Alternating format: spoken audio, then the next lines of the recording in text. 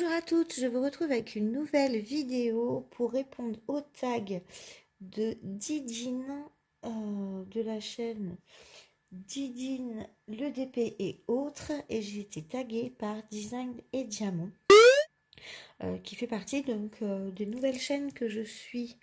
Donc je suis super contente de pouvoir répondre aux 15 questions parce que c'est des choses qui sont un peu plus personnelles que d'habitude et du coup ça va être plutôt sympa de vous confier des nouvelles choses. Vous pouvez remarquer que je suis toujours sur la toile rose de Cara Art et que je suis en train de continuer le petit carré que j'avais commencé lorsque j'ai répondu au tag de France. Parce que j'ai un petit peu de temps, donc j'en profite pour tourner les deux tags à la suite. C'est pas les mêmes questions, donc voilà, je ne vous mettrai pas les deux vidéos en même temps. Moi, je me suis dit, pourquoi pas, en faisant mon petit carré du soir, je réponds à mes deux tags et après, je vais faire dodo. Alors, sur le tag de Didine, il y a 15 questions. On y va? La première question, ta couleur préférée et pourquoi? Ma couleur préférée, justement, je suis en train de travailler dessus. Je suis une fan de bleu. Je trouve que le bleu, pour moi, c'est la couleur. Il y a tellement de nuances. Il y a, voilà, c'est tout ce qui est dans l'éventail des nuances de bleu. J'aime tous les bleus. C'est-à-dire qu'il n'y a pas un bleu où je dis non, c'est pas bleu. Non, j'aime tous les bleus. J'adore les bleus, ouais, tout ce qui est bleu canard, les bleus outre-mer, les bleus rois, les bleus pastels. Je les aime tous. Et j'aime alors je sais plus comment ça s'appelle, moi j'appelle ça la palette. Toute la palette des bleus et jusqu'au violet. C'est-à-dire que je commence au bleu, je m'étends jusqu'au violet et je vais même sur le début des roses. Mais ma couleur préférée reste vraiment le bleu. Si je devais en choisir qu'un, je choisirais le bleu canard. C'est ouais, le bleu canard. Question 2. L'odeur que j'aime et celle que je déteste. J'aime beaucoup d'odeurs. J'aime l'odeur. Alors, on va parler en odeur de bougie ou en odeur de la vie. C'est un peu compliqué cette question. Au niveau... ouais, j'essaie de parler en règle générale. Donc, j'aime l'odeur du moneuil. J'aime les odeurs. Je suis assez odeur de fleurs. J'aime beaucoup l'odeur des fleurs, l'odeur des roses, l'odeur des pivoines, l'odeur du muguet, l'odeur, je sais pas moi, des lilas. J'aime bien les odeurs fleuries. J'aime l'odeur du linge propre. J'aime l'odeur du linge, ouais, du linge frais, de la pelouse que l'on vient de couper. Je passe carrément du coq à l'âne. Vous remarquerez quel est le rapport entre ces deux odeurs, on ne sait pas. Donc ouais, ça, j'aime aussi l'odeur, les odeurs de certaines cuisines. J'aime l'odeur d'un bon gâteau en train de cuire. Alors, l'odeur, quand je vous parle d'un gâteau en train de cuire, une simple génoise ou un gâteau yaourt, j'adore. Ouais, voilà, ça fait pas mal déjà, non? L'odeur que je déteste, je n'aime pas les odeurs trop sucrées. Quand on va m'offrir une bougie, par exemple, chocolat ou tout ce qui est chocolat, tout ce qui est... Je suis pas forcément fan. Je trouve que ça fait tout de suite artificiel. J'adore l'odeur du café, par contre. Mais pas en bougie, le vrai café qui vient de sortir de la cafetière. Qu'est-ce que j'aime pas? J'aime pas, après, j'ai entendu, je sais plus qui c'est qui a raconté l'autre jour qu'elle n'aimait pas l'odeur du chien mouillé. Moi non plus. Enfin si, je vois, hein, j'ai ton accent québécois en tête et j'ai perdu ton nom. Je suis désolée. mais je me souviens de ça. D'ailleurs, on est en conflit toutes les deux. Ben, c'est toi, Design Media. Mais oui, c'est toi que je suis bête. C'est toi qui dis que t'aimes pas l'odeur du chien mouillé. Ben, moi non plus. Je n'aime pas l'odeur de terre. Ces odeurs de terre, les odeurs un peu terreuses. Je n'aime pas non plus l'odeur de la cannelle. En question 3, le fruit que j'adore et celui que je n'aime pas. Je suis hyper difficile. Alors, j'adore les fruits rouges, les fraises, les cerises, les framboises. C'est mes fruits préférés. J'ai un peu plus de mal avec certains agrumes comme le pamplemousse, le citron. Et je déteste par-dessus tout la banane. Esthéticienne, manucure, coloration au naturel. Alors, je vais chez l'esthéticienne. Je suis adepte de tout ce qui est massage, soins du visage. J'y vais également pour la torture de certaines épilations. Je faisais des ongles. J'avais des beaux ongles manucurés avant d'avoir les jumeaux. Maintenant, bah non. Parce que je les coupe court pour éviter de griffer mes bébés. Et puis, c'était quoi? Coloration naturelle. J'ai des mèches. J'ai refait des mèches juste après mon accouchement. Et ça faisait ouais, bien 5-6 ans que j'avais pas touché la couleur de mes cheveux. Et ça m'a pris. Je me suis dit qu'en faisant quelques petites mèches blondes, on verrait moins peut-être ma tête fatiguée par le manque de sommeil. Bon, après, ça n'a pas duré longtemps, le manque de sommeil. Les jumeaux sont hyper cool. Et, hop là, je suis en 360 avec mon diamant. Les jumeaux sont super cool. Ils ont commencé à faire leur mise, ils avaient un mois et demi. Donc, ouais, le manque de sommeil n'a pas été très long. Mais j'ai toujours mes mèches. Voilà. Question suivante. Tu es plutôt féminine ou décontractée? Alors, clairement, très décontractée. Ma tenue préférée, c'est jean Converse. J'ai eu ma passe très féminine. J'ai été... Alors, vous savez comment j'ai commencé sur les réseaux sociaux? Je vais vous faire rire. J'étais blogueuse beauté. Et j'ai été de celles qui testaient toutes les box beauté, qui testaient les make-up, qui testaient les looks et les machins, les trucs. Enfin, ça me paraît tellement loin tout ça. Et je me sens, enfin, avec du recul, à l'époque, je sais même pas comment je pouvais me sentir légitime dans ce truc-là. Ça me dépasse un petit peu, mais bon. J'avais des abonnés, hein, ça se passait bien. Je recevais régulièrement des produits à la maison. Alors, d'ailleurs, j'y ai perdu, hein, parce que là, j'ai quelques petits partenariats au niveau du DP. Et je peux vous dire qu'au niveau produits de beauté et voilà, bah, c'est autre chose. Hein. Quand tu as un partenariat, tu ne reçois pas 15 $ de produits. Tu multiplies par 10. Donc, j'ai baissé en gamme. Mince, avec les années, j'ai baissé en gamme. Non, mais voilà, c'était pour la petite histoire. Voilà. C'est la petite histoire pour dire que avant j'étais un peu plus féminine.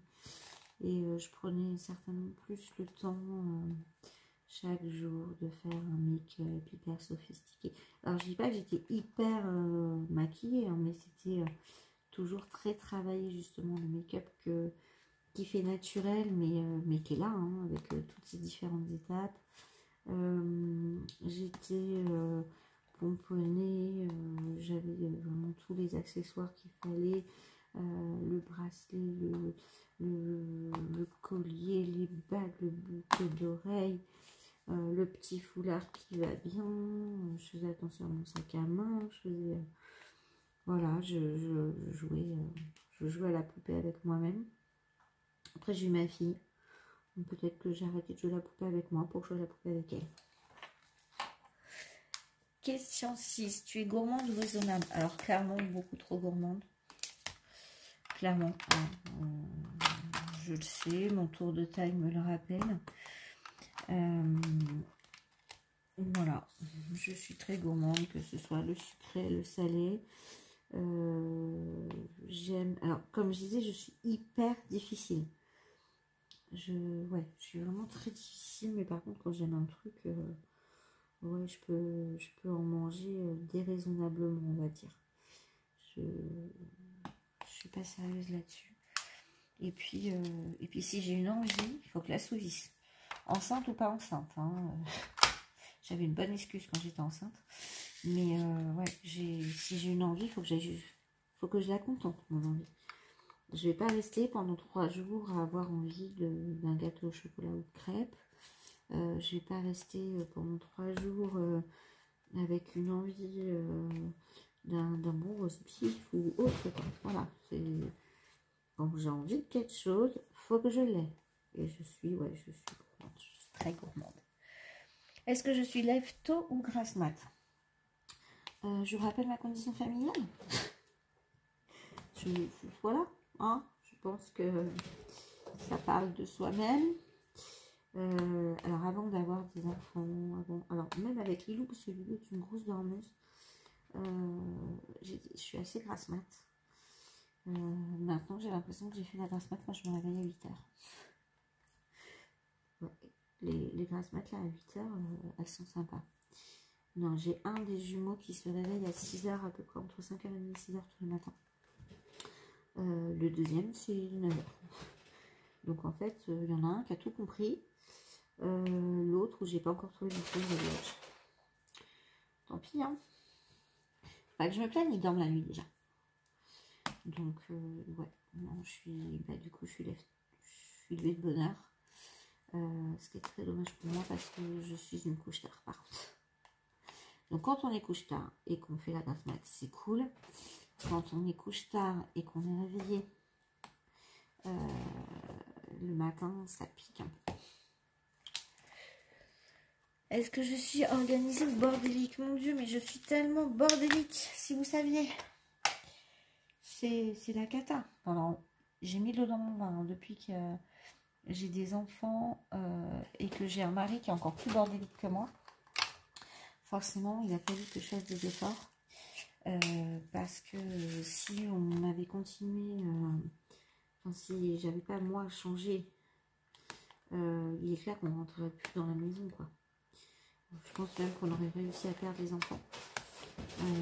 Non, j'étais vraiment très bordélique. J'étais du genre, quand ma mère me demandait de ranger ma chambre, à tout planquer sous le lit, tout planqué dans les armoires, tout planqué, c'était une catastrophe.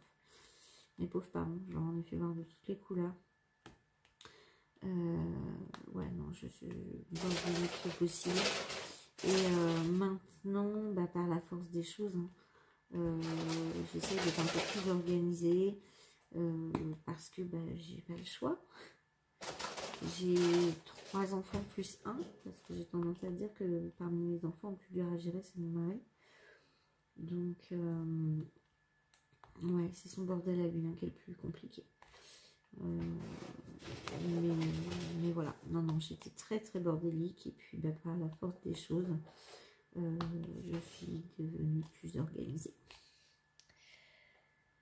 Est-ce que je suis dépensière ou économe? Eh ben, rebelote, mais j'ai tous les défauts, moi. Je suis extrêmement dépensière. En plus, je m'emballe. C'est-à-dire que alors, je suis un peu malade. C'est-à-dire que je souffre un peu de l'oniomanie, qui est la folie des achats compulsifs. Donc, ouais, je sais pas, au début où j'ai fait du DP, je vais avoir dépensé sans compter, acheter des toiles et des toiles qui sont toujours pas faites. Voilà, c'est ça en fait. Je vais acheter. Alors, je n'ai pas dépensé dans les fringues, parce que je suis pas fringue. Comme je ne m'apprécie pas vraiment et je vais pas forcément aller acheter des fringues pour moi. En ce qui concerne Lilou et les jumeaux, c'est une autre paire de manches. Après, je ne suis pas une consommatrice non plus déraisonnée, c'est-à-dire que je vais acheter des fringues d'occasion, mais j'en ai acheté trop. Je vais acheter, enfin je sais pas, vous voyez la bibliothèque de Lilou, c'est un truc de malade. J'ai une de ses maîtresses de maternelle qui était venue une fois prendre le goûter à la maison quand elle a vu le nombre de livres que Lilou avait. Elle a halluciné. Ça va être pareil, on est très jeux de société, je vous laisse imaginer le nombre de jeux de société qu'on a à la maison. Voilà, en fait je suis une dépensière et en plus de ça je suis ouais, enfin, je fais des achats complètement déraisonnés. On va avoir 40 jeux de société, on va avoir des tonnes de bouquins. Enfin là c'est ce que j'ai dit, hein, pour les jumeaux, je rachète pas de bouquins parce que avec tout ce que Lilou elle a, mais par contre attention, on les a tous lus. C'est voilà, on a tout lu. On raconte des histoires depuis qu'elle est toute petite, depuis que je suis sortie de la maths avec Lilou, je lui raconte une histoire tous les soirs. Donc on a lu tous les livres qui sont rentrés à la maison. Mais on en a... Et en plus de ça, j'ai ce besoin de posséder. C'est-à-dire que forcément j'achète beaucoup, puisque j'ai besoin d'avoir. On va par exemple trouver un... Au départ, on allait à la bibliothèque. Et si on tombait en amour sur un livre, on allait l'acheter. Parce que ce besoin de posséder, de pouvoir le relire si on avait envie. Donc moi de mon côté, ce qui m'a sauvé au niveau de la place, c'est clairement la liseuse électronique. Hein. Parce que j'ai encore beaucoup de livres, mais je consomme moins maintenant. Mais je consommais tellement de livres que c'est pareil, j'ai une bibliothèque pas possible. Donc j'ai refilé le virus à ma fille. C'est cool. Le virus de la lecture, c'est un super bon virus. Mais qu'est-ce que ça prend de la place et qu'est-ce que ça prend de l'argent? Donc non, je suis très très dépensière. Si je ne pouvais voir qu'un seul film et rien d'autre, ce serait lequel? Alors j'aime beaucoup le film Léon avec Jean Reno. Mais clairement, ce serait Dirty Dancing. Clairement. Et puis, bien sûr, à chaque fois que je regarderai 4 fois le final. Ouais, non, ce serait Dirty Dancing. Après, je sais qu'il y en a qui ont triché et qui ont dit la série des Harry Potter. Alors, clairement, si on peut en mettre plusieurs, oui, les Harry Potter. Par contre, si je peux en avoir qu'un seul sur les 8 films, et je les prends pas parce que je sais pas choisir entre les 8, même si j'ai des préférences. C'est où je regarde quand je me fais la saga ou pas, quoi. Donc ouais, Dirty Dancing, sans hésiter. Enfin si, en hésitant avec Léon du coup. Question 11. Tu es plutôt zen ou excité au volant? Je suis plutôt zen. Je suis plutôt zen. Je suis du genre à... Si tu forces pas, je te laisse passer. Même si c'est à moi de passer, tant pis, ça me gêne pas.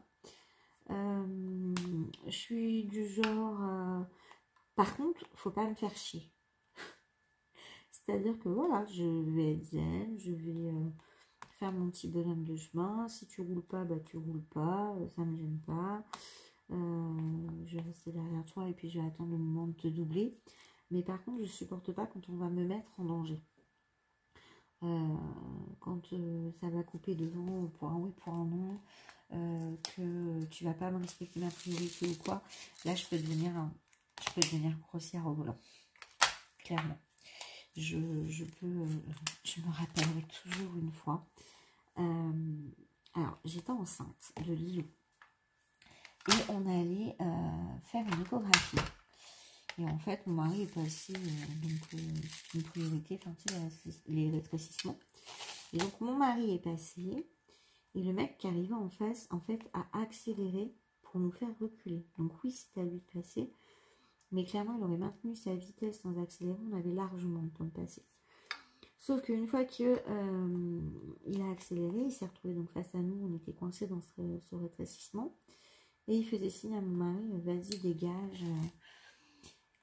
Et je sais pas, il m'a pris un coup de sang. Je suis descendue et je lui ai dit, mais ça va pas. Enfin, je me suis mise à lui crier dessus, vraiment. Et le mec me dit, mais je vais te taper. Bah, j'ai dit, bah vas-y, vas-y, je t'en prie. Je t'en prie, je te rappelle juste qu'on est deux, mais vas-y, tape. Et mon mari n'osait même pas descendre de la voiture. Et au bout d'un moment, il a dit, non mais moi, allez, c'est bon, on se calme, viens, je vais reculer et tout. Mais en fait, moi, j'étais... Voilà, c'est... il m'a mis en danger, il nous a mis en danger parce qu'il a accéléré alors qu'il aurait maintenu sa vitesse. Tout se serait bien passé, on serait tous passés au bon moment, en fait. Que là, voilà, c'est le genre de truc que je supporte pas. Donc, je vais pas supporter non plus quelqu'un qui va se garer. Alors, avant, j'étais très sensible aux places handicapées. Je suis toujours sensible aux places handicapées. Mais bizarrement, je suis également devenue sensible à ces places famille. Les places famille, mais si vous saviez... Alors, elles pourraient être à l'autre bout du magasin, je m'en ficherais. Clairement. Faire plusieurs pas, je m'en fiche. Mais quand tu te retrouves avec 2 sièges auto, 2 bébés à accrocher dans les sièges auto, les places famille, mais s'il vous plaît, mais vous mettez pas dessus, quoi. C'est... j'ai vu l'autre jour, je suis arrivée avec les jumeaux sur le parking du supermarché. Je me suis garée, pourtant j'avais pris la place assez large. Le papy s'est garé à côté de moi. Alors, j'étais pas sur une place famille puisqu'il n'y en avait pas. Je me suis garée donc sur une place, mais j'ai été à l'autre bout, là où il n'y avait personne. Je me suis mise à un emplacement où il y avait 3 places. C'est-à-dire que je me suis mise au milieu. Comme ça, je me suis dit, je vais pouvoir descendre des jumeaux sans problème, ça va être cool. Le mec, il s'est garé à côté de moi. Et en plus, je ne pouvais même plus ouvrir ma porte, quoi. Donc, je suis remontée. Je venais de sortir juste la poussette. Je n'avais pas sorti les cosy. Donc là, quand j'ai vu que je ne pouvais pas descendre, qu'est-ce que je fais? Je remonte dans ma voiture un peu furax, en laissant la voiture, enfin la poussette de sortie. Je remonte dans la voiture, je déplace la voiture pour pouvoir descendre les enfants. Et là, il me dit, ah bah oui, vous prenez de la place, hein. Mais j'ai cru que j'allais l'exploser, en fait. Franchement, mais je me suis dit, mais quel manque de respect. J'étais bien sur ma place, lui, il vient se coller à moi. Donc du coup, je peux plus descendre mes enfants. Mais c'est de ma faute, c'est moi qui prends de la place, quoi. Donc, ouais. Non, les places, ça peut me faire... me faire sortir de mes gonds. Avant, je sortais de mes gonds facilement pour une place handicapée, mais maintenant, je sors de mes gonds pour une place famille. Quand je vois des personnes qui viennent, qui n'ont même pas un siège auto, ou alors ceux qui ont le siège auto et qui s'en servent comme excuse, quoi. Mais tu as envie de leur dire, mais tu sais pas combien c'est galère quand tu as vraiment un enfant à l'arrière, donc pense aux autres, mince. Enfin, je sais pas. Par contre, j'irai pas me mettre sur les places famille en ayant les sièges auto vides. Je vais pas aller me mettre sur ces places-là si j'en ai pas besoin. Donc ça peut me faire sortir de mes gonds, mais sinon je suis plutôt zen. On dirait pas comme ça. Hein. 12. On te met sur une île déserte pendant 1 an, on te fournit la nourriture, la boisson, et tu ne dois prendre qu'une seule chose. Tu prends quoi? Ma liseuse. Ma liseuse, on a le chargeur avec, parce que sinon je vais avoir un problème. Au bout d'un moment, il n'y aura plus de batterie. Mais au départ, quand j'ai vu cette question, je me suis dit, mais pourquoi on ne répond pas à mon téléphone portable? Moi, il y a ma vie dans mon téléphone portable. Le téléphone portable me permettrait d'être en contact avec les gens que j'aime, de pouvoir lire, de pouvoir regarder des films. Voilà, je ne comprenais pas. Puis après, j'ai tilté que sur une île déserte, j'allais certainement pas avoir de réseau. Donc, j'ai réfléchi à la question. Je me suis dit, j'en ai ma liseuse avec une bonne dizaine de batteries externes. Hein, parce que après, il ne faut pas abuser non plus. Et puis, peut-être qu'ainsi, je rattraperai tous les retards. Parce que j'ai plusieurs centaines de livres dans ma liseuse et plusieurs centaines de livres de retard.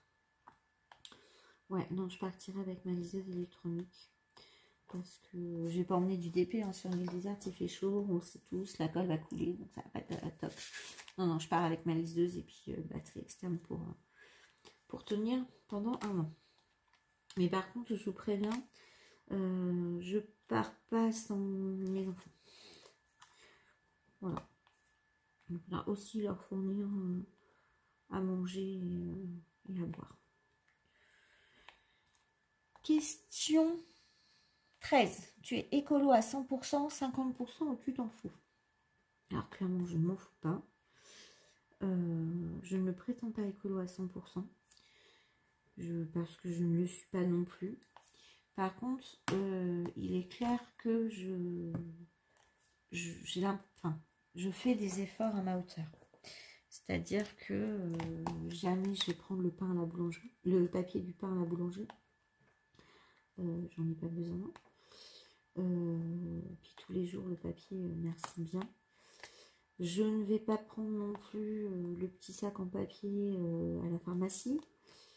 Je vais trier, on est dans une zone où on trie les déchets, donc je vais trier mes déchets, le sac jaune, enfin les papiers, les verres, les emballages, les cartons, tout ça je fais.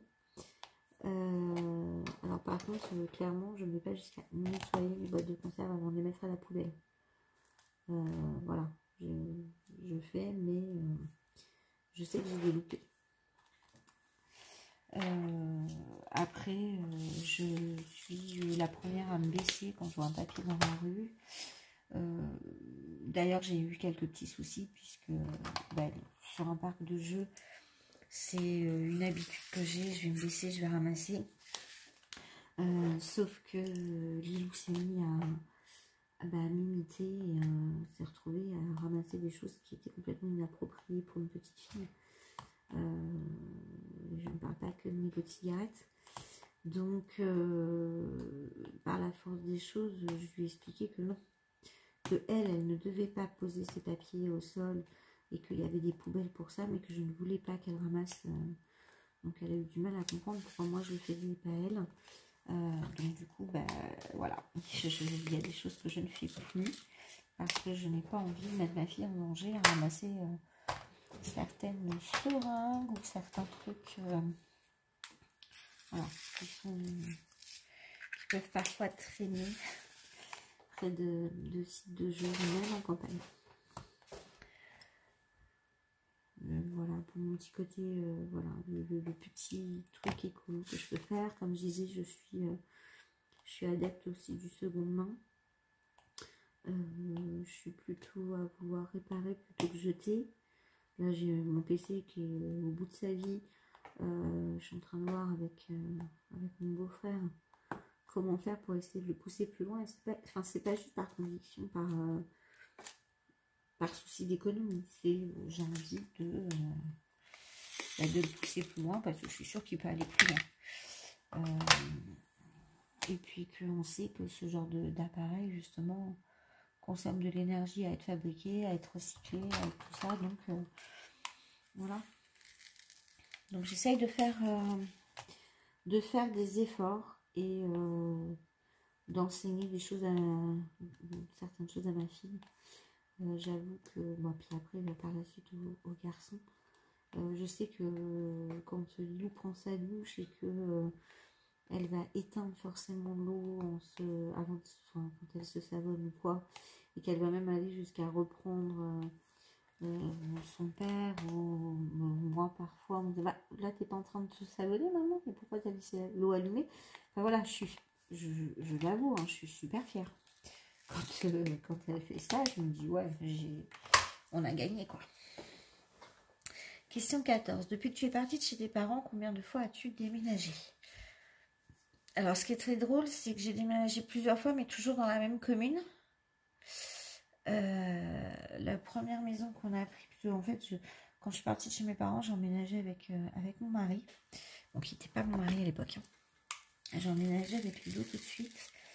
On a eu une première maison, donc une petite maisonnette. On a déménagé à la Brouette quand on est passé à la maison d'à côté. Donc ça fait 2 maisons. Après on a déménagé, on a voulu acheter une maison, puis finalement ça s'est pas fait. Sauf qu'on avait déposé notre préavis, donc on a déménagé quand même.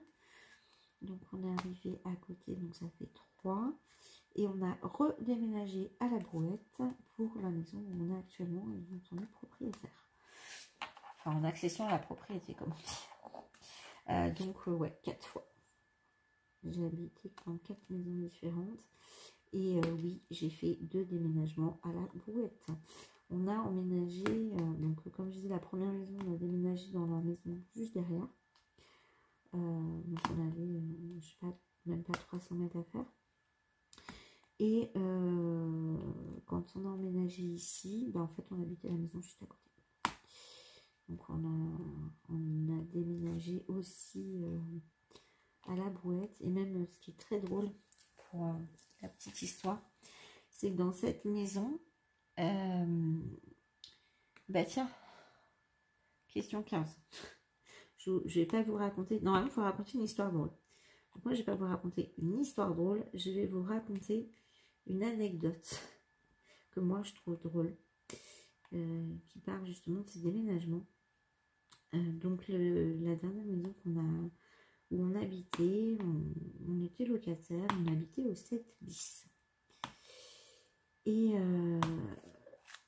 quand on a acheté notre maison, au niveau du cadastre, ben en fait on s'est rendu compte, ça faisait 3 ans qu'on était locataire, et on s'était rendu compte que le propriétaire s'était trompé et qu'en fait on n'était pas au 7 bis quand on était locataire, on était au 7 terre, et que la maison qu'on a achetée, et ben en fait c'était là le 7 bis.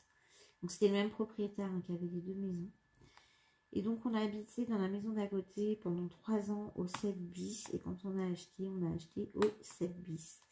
Ce qui fait que quand on a posé notre jour de déménagement, suite à l'achat de la maison, enfin moi je sais que mon patron m'a dit non mais tu te fous de moi, tu déménages de la même adresse, enfin t'as pas besoin. Bah si en fait c'est la maison d'à côté. Il me dit bah non c'est pas possible. Eh bien si, j'étais locataire au 7 bis alors que c'était pas le 7 bis. Et c'est le 7 bis que j'ai acheté. Donc ça avait emmené plein de trucs. Hein. Une fois on s'était retrouvés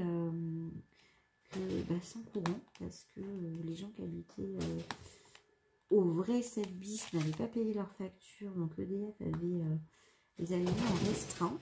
Sauf que EDF, ils sont venus couper le vrai 7 bis. Sauf que 7 bis, c'était nous qui y étions, quoi. Donc, ils n'ont pas coupé la bonne maison. Au niveau des impôts, ça a été très drôle aussi parce que quand on a acheté, donc ils ont dit, vous avez acheté là où vous étiez locataire. Non, c'est la maison d'à côté. Donc là, la nana des impôts m'a dit, écoutez, on va faire comme si, parce que sinon, il fallait qu'ils nous remboursent les 3 ans de taxes d'habitation pour qu'on les repaie. Donc c'était exactement le même montant et tout, mais ils ne pouvaient pas changer, donc on a lâché à faire. Et ça a été galère parce que comme il y avait un mauvais référencement, là en étant de nouveau au 7 bis en tant que propriétaire, le 7 terre, là où nous on était locataire au 7 bis, c'est compliqué à suivre. En fait, quand il y avait un nouveau locataire qui faisait venir, qui faisait le nécessaire au niveau de l'électricité, vous pouvez être sûr qu'à chaque fois, c'était notre compteur qui était coupé. Parce que DF était resté sur l'ancien référencement.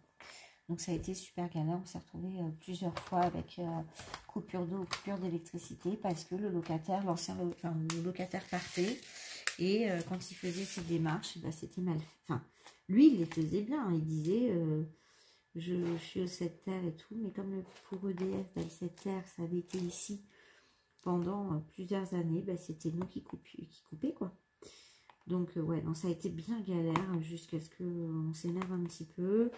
La mairie a intervenu aussi auprès des services comme EDF, comme Veolia, comme tout ça, parce que c'était juste impossible, quoi. Et puis voilà. Donc je sais pas, moi ça me fait sourire à chaque fois quand j'y repense.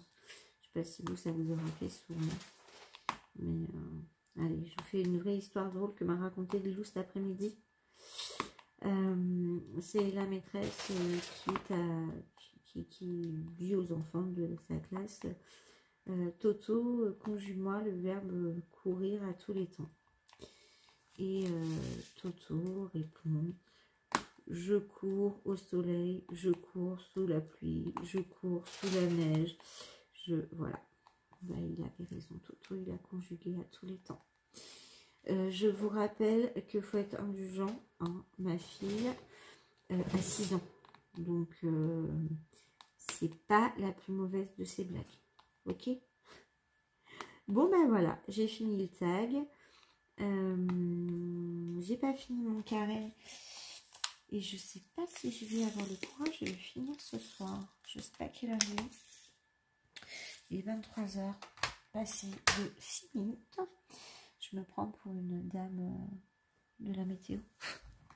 Ouais, je sais pas. Je verrai. Mais je vous laisse là. Et puis je vous dis... ah mince, peut-être que je tague du monde. En plus, j'avais préparé mon coup. Je sais que je vais taguer. J'avais préparé mon petit papier. Donc, je vais taguer 3 personnes. Des personnes pareilles que le tag de France. Des personnes que j'ai découvert il y a peu et avec qui je suis ravie d'échanger. Et du coup, bah, ce tag est parfait pour apprendre à se connaître un petit peu. Donc, je vais taguer Cherinat et ses diamants. Je suis absolument fan de ta chaîne. Au passage, je vais taguer Mel et ses hobbies. Je suis aussi fan de ce que tu fais et j'ai envie d'en connaître un peu plus sur toi. Et je tag Karine et le diamant painting, pareil, que j'ai découvert là récemment et que je suis. Je ne m'abonne pas à des chaînes pour m'abonner. Si je m'abonne, c'est pour essayer de connaître, pour essayer d'échanger. Et pour l'instant, je suis super ravie parce que les chaînes que j'ai découvertes il y a peu, je suis tombée sur des personnes adorables la plupart du temps,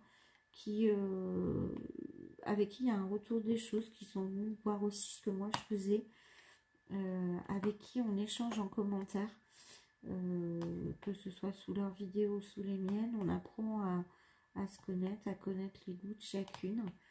Il y a aussi une petite Roselyne auquel je pense quand je dis tout ça, parce que c'est pareil, j'échange beaucoup avec elle, donc je trouve ça super.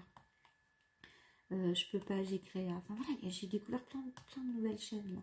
Disons que j'ai pris plus le temps d'aller voir aussi, de jeter un œil sur les personnes qui étaient suivies par les copines, parce que je me dis que si les copines elles suivent, c'est que ça vaut le détour. Donc j'ai été jeter un œil.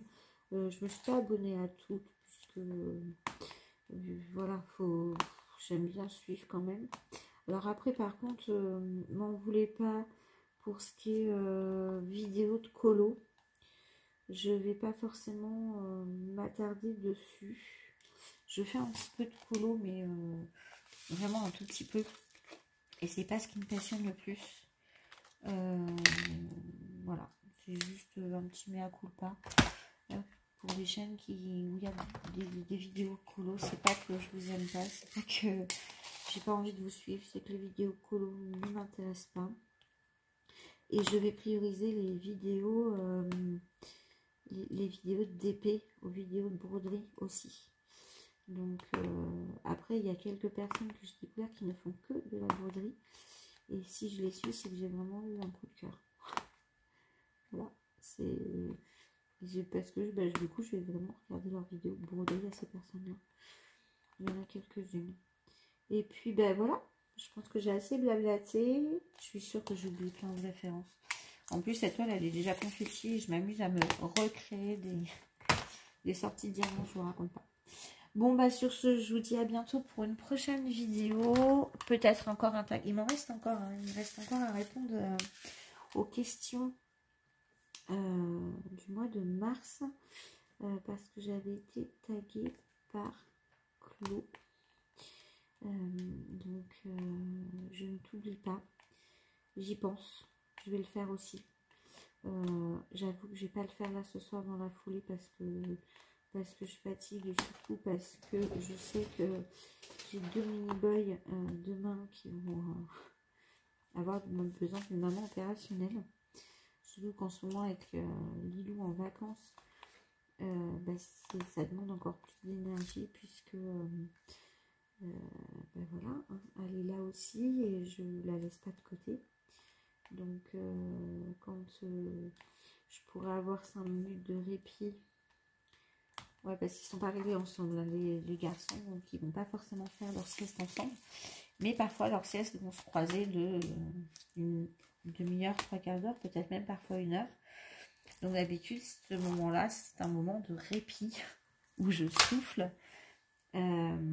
Sauf que quand Lilou est dans les parages, c'est un moment où je vais m'occuper de ma fille, où on va passer justement du temps toutes les deux, parfois qu'à papoter, parfois sur un jeu de société, sur de la lecture, sur voilà. Donc il me faut mon énergie. Bon, après Lilou a une épée magique qui redonne de l'énergie. Comme je dis, hein, tant qu'on croit à la magie, ça fonctionne.